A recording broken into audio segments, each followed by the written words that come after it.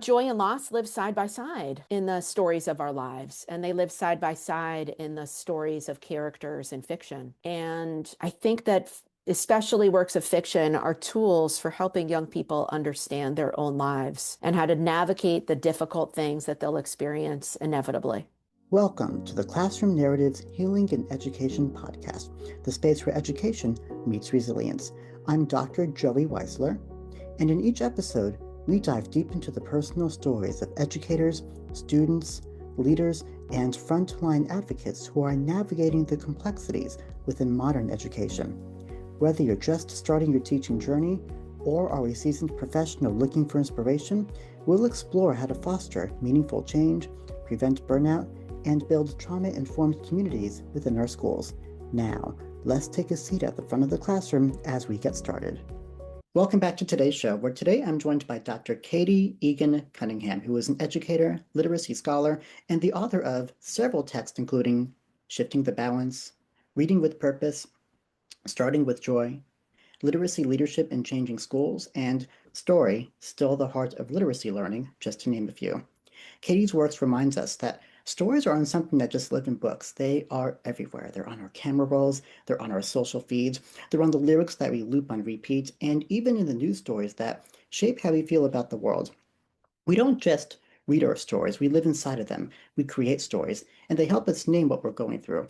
And across her scholarship and speaking, Katie has invited schools to center stories that act as both, as we coined, to be windows and mirrors, which are stories that help children see others and also see themselves. And her work comes from a deeply personal space as a parent who navigates her son's journey with dyslexia.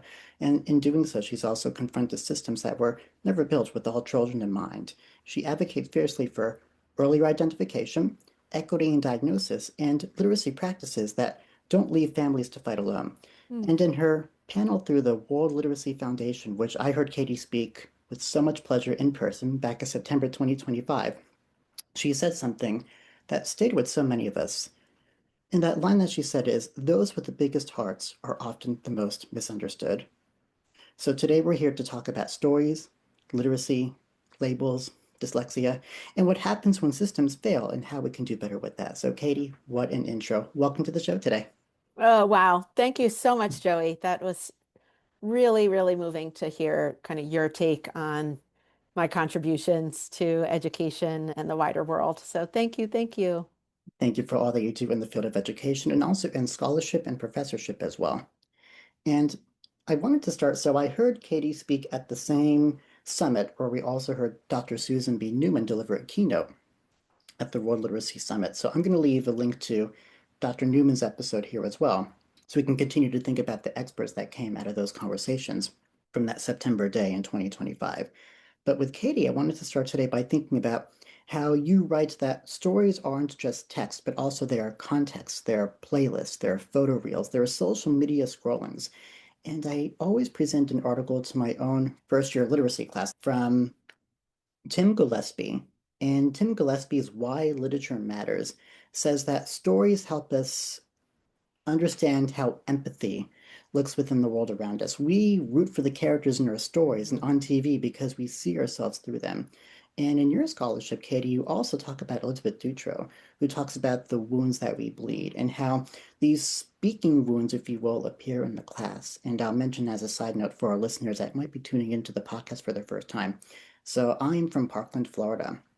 And on Valentine's Day 2018, I was substituting right next door at my former middle school, the feeder middle school to Stoneman Douglas, during the nationally known Marjory Stoneman Douglas tragedy in Parkland. And on that day, we lost siblings, coaches, students, friends, all of whom I taught for my first interim position at that same middle school that August. In between that time, 3 months later, I lost a very good friend to an act of suicide. And this friend was somebody who always believed in me by saying, "You can do it, you can be a teacher, all the students will love you, go, go, go." And when that loss had happened, there was no playbook as to how to navigate that profound level of grief, especially when you're about to enter the classroom for the very first time. So in that same class, when they walk into the classroom on syllabus day, they are expected to, once they leave, while they're still learning my name, read my thesis screenplay. Who wants to read Mm. that, right? But my thesis screenplay that actually is my first cathartic response to the Parkland tragedy. Wow. So all the students see is, oh my God, it's the first day of class, and now I'm assigned a 56-page screenplay. How do I drop? Well, for those that stick it out, which is usually all of them, they learn that the screenplay is my first response to everything I saw and witnessed. There's no violence because I was not on the side of the school on that day, but it's the emotional witnessing from Mm. those around me, from myself, from friends, etc. And I tell them, you're going to have a quiz when you come back on this reading. And that quiz question where they return is give me points. I don't just say give me 1 point. They say give me points, ask me questions, give me takeaways, share me your feelings, anything that came up to you when reading these stories. And that is the first conversation we have in class, just the vulnerability of emotions because of how they are reacting to a text. And many of them experience or they share that they cannot believe how moved they could be Mm. by reading. So let's start with that. How does recognizing that we are constantly inside stories and even witnessing stories change the way we think about literacy instruction within our schools? Yeah, gosh. And I'm so sorry, Joey, for the layers of loss that you've experienced. What you experienced in Parkland is unimaginable. And then to so soon after experience the loss of your dear friend is just earth-shattering. So my heart breaks for you. You mentioned Elizabeth Dutro's work, who I just want to lift up. She wrote a beautiful book called The Vulnerable Hearts of Literacy Learning. And that I think as human beings, we all have vulnerable hearts. I mean, that's the story of being human. Brene Brown, of course, has made a remarkable career out of being the first person that really put on center stage this idea that as a society, we struggle with vulnerability, which means that to some degree, we struggle with our own stories. We struggle with understanding the stories of others. But that's the heart of fiction and storytelling in all of its forms, is to understand the human condition and to try to make our way through the world with a more capacious heart, that we are able to better understand the stories of others, I think is really a mark of a person who leaves a legacy when they're gone. I do think a lot about how we are all just here visiting and how brief life really is. And I think that when you've experienced profound loss, it can help you find a newfound purpose and that you wake up every day with a different level of awareness around the brevity of it all. And what do we do with the limited time that we have? And every day is not great. There are some days that are tragic, but on most days, if you orient yourself in a particular way, you're able to find some good there, whether it's moments of small delight, things that surprised you, something that made you smile. And when supporting young people to understand how to make meaning from worthwhile texts, it's important to understand the ways in which great works of literature have always tried to unpack what it is to be human and how our lives are a series of stories, one moment after the next. And I think as teachers, it still remains critically important to have an understanding of what are worthwhile texts in the first place. And I think we've lost our way with that a little bit over the decades where we doubled down on things like strategy instruction and kind of underemphasized how critically important the text we select are. And that for, students of any age, but especially young students sitting on the rug, that I've never seen students like lean in because they can't wait to see what the next strategy is. They lean in because they can't wait to see what happens next. They lean in because they relate to the characters, or the characters have lives that are so different from their own that it captivates them. And I've advocated for a long time now that we need to center the power of stories through the text that we select, through the voices that we use, through the conversations that the text elicit among our students. And both you and I have experienced some rather emotional things in our own lives. I think it's rare to find a teacher who hasn't, but the depth of loss that you have experienced is something that we wouldn't want for any teacher. But that joy and loss live side by side in the stories of our lives, and they live side by side in the stories of characters in fiction. And I think that especially works of fiction are tools for helping young people understand their own lives and how to navigate the difficult things that they'll experience inevitably. I think about Susan's keynote again, where she says Mm, that children are not reading because they don't find purpose. And one of the things that I work to do, even at my college level, and even then, my 18-year-olds were like, why? Why are we getting into this text? mm, I told them this because I myself was not aware as to how much trauma would be coming my way mm, in 2018 when I graduated from college in 2017. So I'm even thinking about my 18-year-old self in 2013. I was still 5 years away from understanding truly what that human experience would feel like. So I understand my students when they come in with a lack of purpose, or a better way to say it, when you think about reading. But I tell them that what we're doing here when we read stories like The Giver, The Hate You Give, Of Mice and Men, all of these stories that have some element of trauma, because even Dr. yeah. Wolfstorff, Dr. Adam Wolfstorff, while we our episode here as well, he says if we look at stories without understanding the traumatic element that exists in almost all of them, we have Hmm. missed the point Yeah. of what it's really all about. So I tell the students that we're here together to design a toolkit. This toolkit of strategies that when you need it, it may not be this semester. Hopefully it's never, and especially not while I'm while I'm your teacher in this semester, because that's quite soon. But if you ever need to have these strategies handy, Hmm. here's the toolkit. Yeah. And you'll get that through engaging with story. And in doing so, we're then, like you mentioned, centering the power of stories. We're leaning in, we're all engaged in the conversation a little bit more. And it really helps us act as windows and mirrors through the way that we engage with stories. So, what does that look like when stories become windows and mirrors? And what does it look like when schools actually get it right? And what does it look like when they don't get that right? Oh, what a great question. Dr. Sims Bishop from University of Ohio, I think is where she was, in 1990 had the first article that really coined that phrase around books serving as mirrors, windows, and sliding glass doors. And her work was just monumental. And our minds are made for stories. Our minds are also made for metaphors. So my students also, I primarily teach now college and graduate students like yourself, but that they learn about that metaphor. And it's so eye-opening that once you learn it, you're just sort of wide awake to a new way of thinking about the relationship we have with books and stories. And then a colleague of mine and great friend, Dr. Grace Enriquez at Lesley University, did a follow-up article more recently around urging us to be careful of not inadvertently creating foggy mirrors, tiny windows, and heavy doors. So I recommend people check out that great article of Grace's, where 30 something years later, actually, from that original metaphor, saying we want to be cautious in the ways that we don't inadvertently stereotype students based on our assumptions about what is going to be a mirror for them. And we do that as teachers, unfortunately, when we look to find text that might be labeled diverse text, for example, where it's a character of color and we have a student who has a particular racial or ethnic background, and we say, you're going to love this because this is going to be a mirror for you.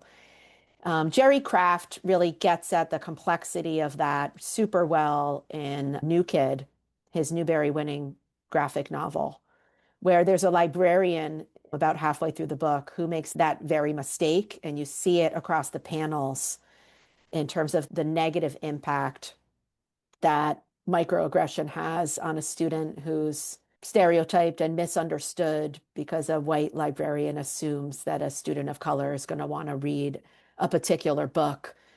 And it has nothing to do actually with his lived experience in the world. So it's a powerful metaphor to think about the ways in which books are mirrors and windows and sliding glass doors, but that as we're in the middle of 2026, to think about it from a more nuanced perspective of making sure that we're not inadvertently providing those foggy or unfortunately harmful mirrors that we never meant to, or really tiny windows where we haven't provided enough scaffolding or enough support in order for students to understand the world that's being presented in the text, be it fiction or nonfiction, that they don't have background knowledge of yet.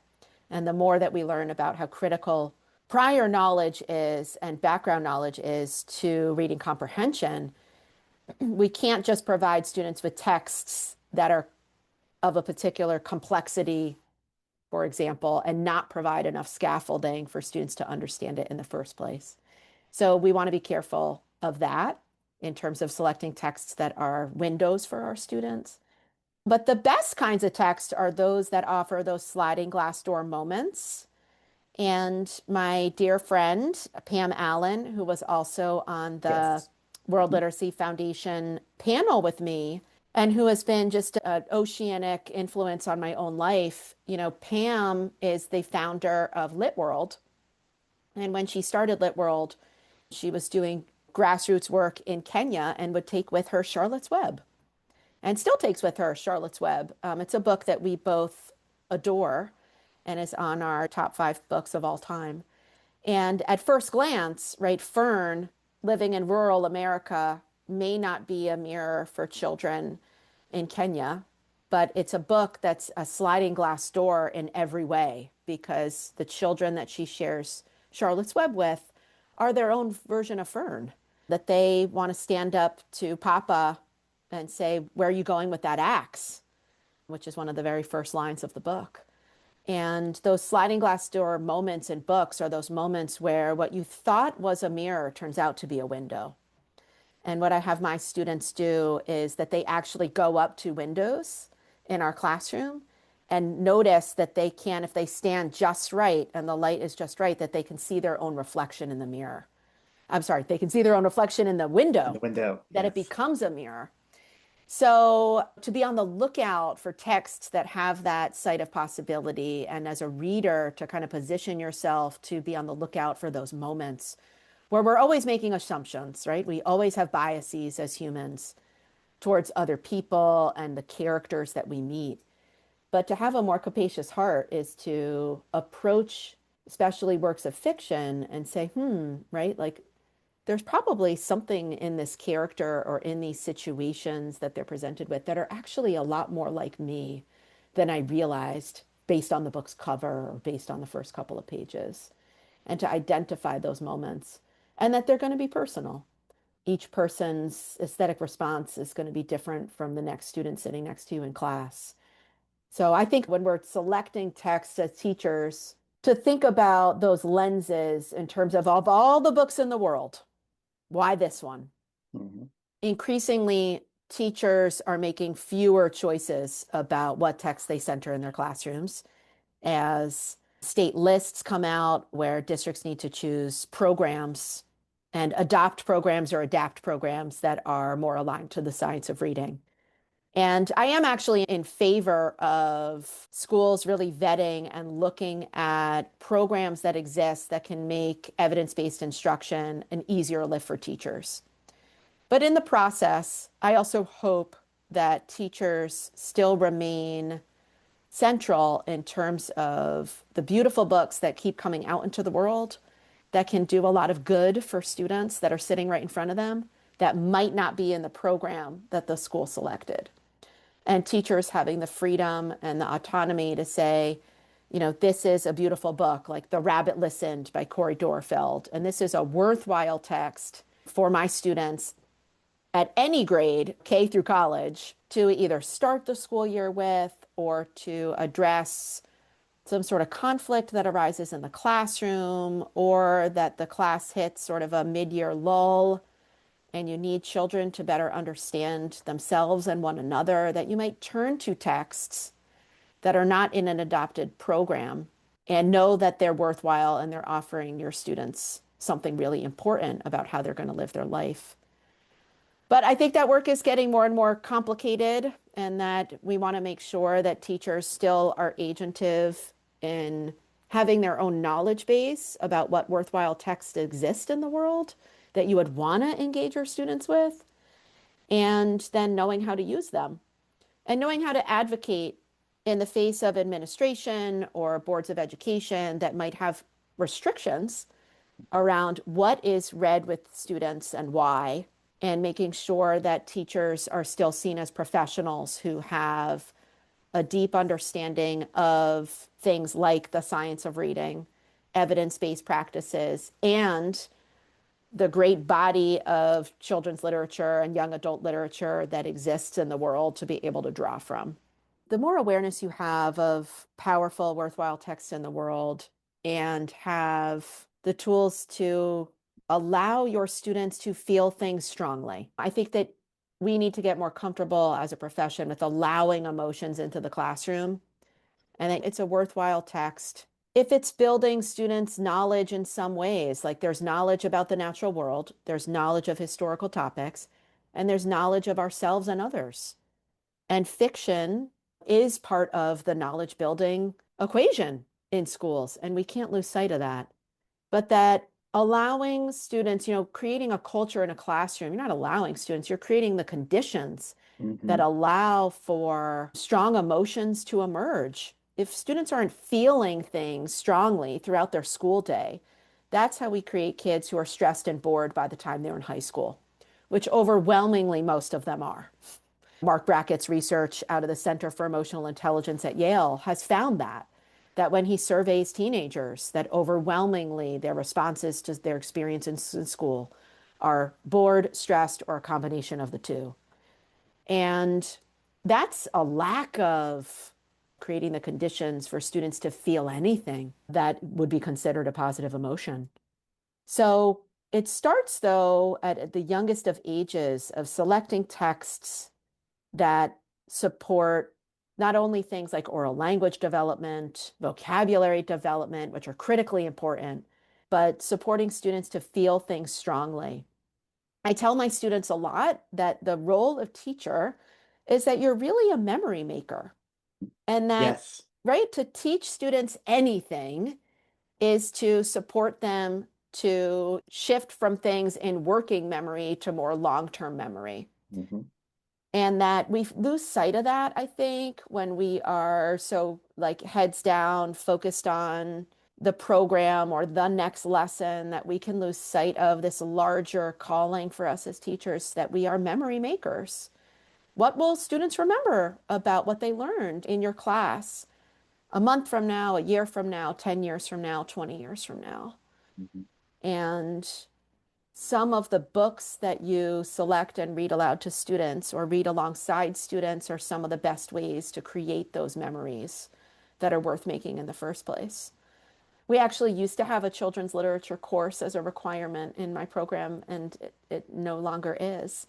And so making space for all of the things that future teachers need to know about is really hard. And making those decisions about what kinds of knowledge count in our elementary and secondary classrooms, but also what kinds of knowledge count and what experiences our future teachers have in our courses is really important to me. And when you no longer have courses in children's literature, you look for ways to embed those children's literature experiences within other kinds of literacy courses. But it's not easy. Yeah. There's a lot to learn. And I agree that we exist in a system that sometimes doesn't make space, as we say, for Hmm. all the things around it. So let's pivot and talk about some views that we share on how the system actually works. And you've Yeah. spoken publicly about your son's journey with dyslexia and navigating systems, as you also say, that can be quote unquote designed to fail children. Hmm. So, what have those experiences taught you about how schools label, how they identify, and how they miss children? And especially when we are in a system, or rather as classroom teachers who are emotional human beings, and we're told that we cannot let emotion into the classroom. We have to censor what our students say, how they say it. And even when I was a classroom teacher and I taught of mice and men, I had Hmm. students come to me and say, "Oh, I feel like I'm Crooks and Crowley's wife, and I'm the outsider, quote unquote, because of my sexuality, because of my depression and my thoughts around suicide." And when I heard that, I brought that down to leadership just to say, you aware that our students feel like this? And their answer to me was, instead of, thanks, we'll help them, their answer was, how could you get them to talk to you about that?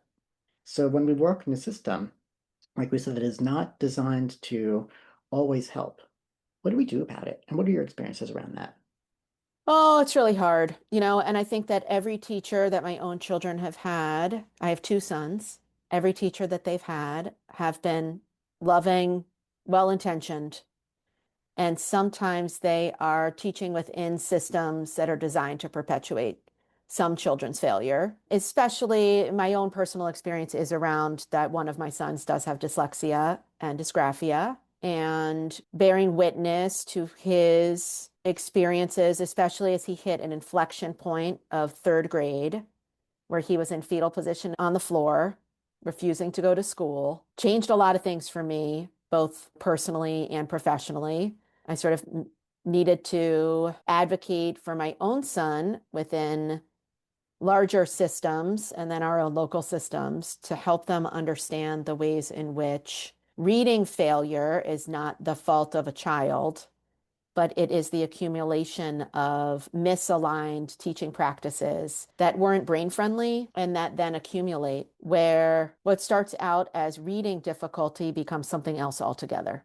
And because of my background on a number of levels, but also as somebody who is a professor of elementary education and literacy specifically, that I have a background for being able to navigate a system that was not designed for children like my son, to be able to effectively advocate for him in ways that I think ultimately saved his life. You look at an 8-year-old and you don't realize that their school experiences necessarily lay the entire groundwork for how their life will unfold, but it is a huge, huge component to the ways in which not only their teen years will be, but their young adult and adult years that lie ahead of them. The years go fast. And when children experience misaligned practices in schools, it compounds and creates a situation that's unbearable for them. And I'm grateful that my son had the experiences that he did that led me to fiercely advocate in ways that I might not have known how bad it was for him if he hadn't had the courage really to kind of bear down at 8 and 9 years old, say, I'm not doing this. There were signs, though, for his teachers. By the time he was in third grade on the first day of school, he was supposed to fill out an All About Me poster, which is pretty typical of third grade. And instead of filling it out, he took his purple crayon and wrote no in all caps with an exclamation mark. In some schools, that will be seen as an act of defiance, and that child will be sent to the guidance counselor or some sort of assistant principal for some sort of intervention of some kind, right? Or to be put on some sort of list.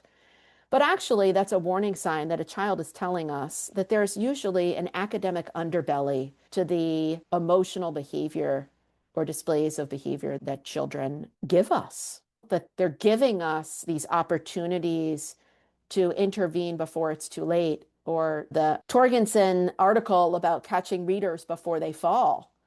We have to do a much, much, much better job of that in order to prevent children from experiencing reading failure in the first place. And our systems are changing. I mean, I am hopeful that to some degree our systems are changing in terms of greater awareness of findings from the science of reading, programs that are doing a much better job of having brain-friendly practices, having programs that are more easily navigatable, if that's a word, for teachers, that they're more accessible for teachers to be able to do a great job. And part of my work has been on the Right to Read grant in the state of Connecticut. And I am so full of hope around what I'm seeing in Connecticut classrooms across the state and the understanding that teachers have of the science of reading and its research base and what that means for being a more responsive teacher for the children in their care. There is also still a lot more work to be done. I do teach a Foundations of Dyslexia course with people who are veteran teachers, many of whom are in special education, and they might have been teaching for decades and they never knew the content of that course. So we need courses that are required in teacher education on dyslexia. We need schools to invest in professional learning around dyslexia.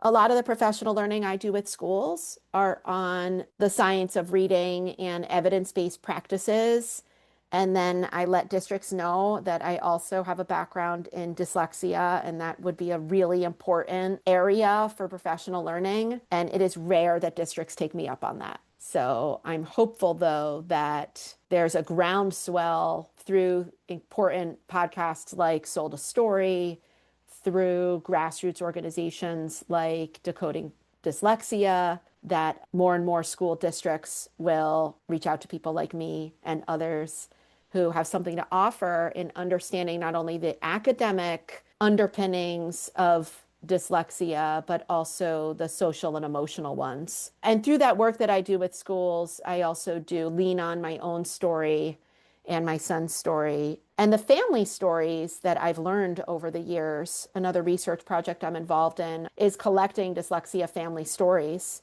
And overwhelmingly, the stories are the same, that families find that they have to navigate what I consider a labyrinth, but that parents shouldn't have to feel like they are fighting a system and that they have to try everything at their disposal. They need to sell their homes, they need to take out loans, they need to take it upon themselves to fight for their children in systems that don't yet understand them. And families all across the nation and around the world are very much in that labyrinth still today, very much. Thank you so much for that. And to start to wrap up, one of my last questions is Mm. referring back to what you mentioned on how the system works. And one thing that really grabbed my attention was you said at the World Literacy Foundation that those with the biggest hearts are often the most misunderstood. And I think about how you talk about just the underbelly of people's behaviors, where it's a lot easier for teachers to occasionally say to a student, "What's wrong with you?" versus "How can I help you?" Mm, And I'll even say that as an observation to where you say that learning starts so young. There are actually quite a number of students from my kindergarten class who went into education. wow. And that is not a surprise to me because we had an amazing teacher. Wow.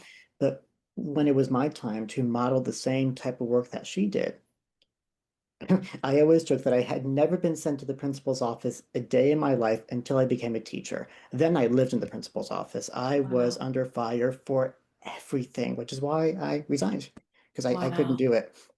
And I was always constantly under fire because of those social and emotional practices of trying to understand why students are misunderstood, having conversations with those who had those biggest hearts, and just saying, "How can I help you? What do you need?" Not in the way that I thought was crossing a line, but just making them feel seen. But we exist in a system that really, quite frankly, what I've learned, frowns upon educators trying to cross that boundary and be in that role. So, who or what were you thinking about when you share that with us? And how can literacy in classes like ours in the study of English, frankly, help save the lives of those in front of us? Yeah. I like to share the quote from C.S. Lewis a lot that we read to know we're not alone. And there are children in our classrooms that do feel alone for whatever reason. Everyone else can spell, and I'm struggling with it. Everyone else seems to have it all together, when you're a teenager. Other people's homes seem happier. Why isn't mine? Kids have all kinds of swirling thoughts that make them feel alone. And then sometimes schools create the conditions that double down on that rather than creating the conditions that you were striving to do to create spaces of belonging that inevitably are spaces of vulnerability and uncertainty. And school systems like certainty. Hmm. We like to assume that if you do X, that you're going to get Y. And that's not always the way that it works. So uncertainty and vulnerability are scary to school systems, but they're an inevitable part of teaching and learning. And so we have to learn how to make space for all of it. We want to use teaching practices that have a greater certainty, for example, of children cracking the secrets of the code. We don't want to make that a space of a guessing game and inviting vulnerability into that process. But at the same time, we have to honor that learning anything has a certain level of struggle, a certain level of vulnerability and uncertainty in terms of even the pace with which young people will learn things. But I do think quite a bit about teachers like yourself and the kindergarten teacher that you had, and how magical and important it is for young people to have teachers that are touchstones across their experience, because we shape the inner voice that children will have long after they leave our classrooms. So I have no doubt that you shaped a positive inner voice for the students that were in your class, and that it's so beautiful to hear about how many of your fellow students when you were a kindergartner went into education because of like a fairy godmother they had when they were 5 years old. So Yes. that's remarkable. But I do share a lot too. You know this about me from the World Literacy Foundation event, but that I did lose my younger brother, Jimmy, 5 years ago. Jimmy loved life and he hated school. And I, of course, think about Jimmy every day, all the time. He is my greatest teacher in life alongside my sons. And I think about the ways in which Jimmy's remarkable way of being was so misunderstood. And if you met Jimmy, you were his friend, whether you were 5 years old or 95 years old. And I thought of my brother often as like a Ferris Bueller figure, that he was friends with everyone and everyone loved him, but he didn't always love himself. And Jimmy struggled with addiction for 20 years, and it ultimately took his life. And I think a lot about the school experiences that my siblings and I had. We all went to the same elementary school. We lived in the same neighborhood. We grew up in the same home. But there were certain school experiences that my brother had that were markedly negative. I think in part because he was a young boy. My sister and I were young girls. We tend to show up differently in schools. And that the ways in which Jimmy's big heart was misunderstood was seen as confrontational to some teachers. And I sometimes tell a story about how when my brother was in fifth grade, he turned and talked to a neighbor seated on the rug and said, "Reading sucks."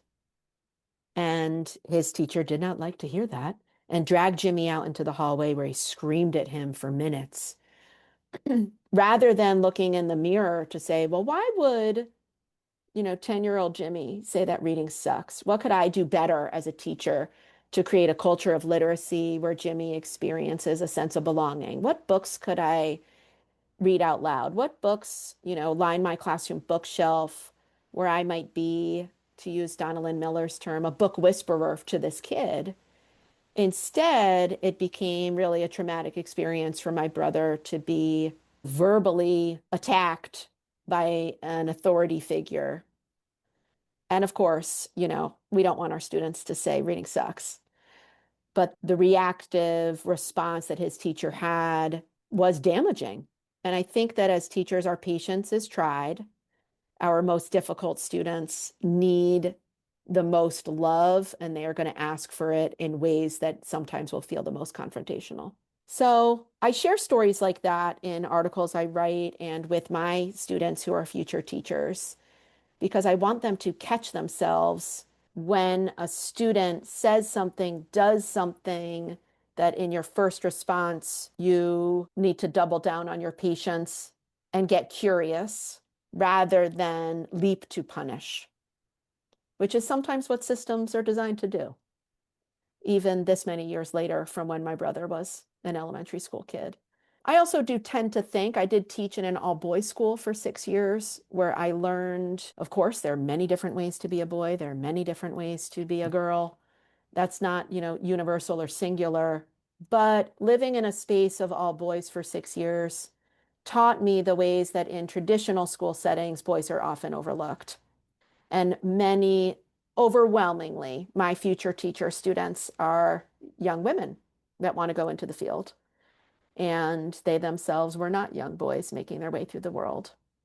So I ask them to be aware of that, to be aware of the ways in which their childhood preferences or responses to things might be very different from at least half of the students in their future classrooms, and that they need to think about that and notice the patterns in their own thoughts and in their own actions as a teacher, and the children they're relating to that seem as though they're mirrors for them, and the children that they're having a greater time relating to because they are more windows for them. Thank you for that. Thank you. Thank you. And one thing that you mentioned in your article, In Search for Hope and Healing, Guideposts for Wholehearted Living, Loving, and Teaching After Loss, which Katie shared with me in one of our earlier correspondences when I introduced myself as somebody from Parkland who also lost a friend to suicide. Thank you for that scholarship that you exchanged with me. I normally don't feel moved by a scholarship, even as somebody who studies trauma for a living, but that was really something that made me feel an emotion based upon those experiences as well. So thank you for trusting me with those words. And I want to put a link to that in our show notes for those that also want to honor Katie's scholarship through that. But one thing that you mentioned in the article was that sometimes behaviors that students have in the classroom is indicative of what we call to be a missing pedagogy, or a way that we can approach our students to adjust the way that we teach and approach them, to give them something that they don't have yet, but we're able to provide to them in order to make a full spectrum of learning happen.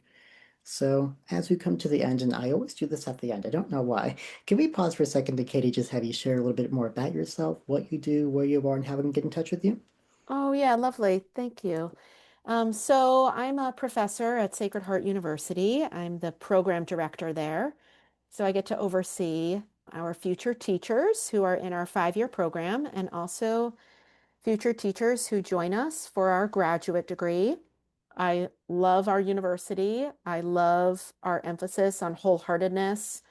And we have really a beautiful program to prepare folks for being their best teacher self, for being skilled and caring educators. That's really the goal of our programs.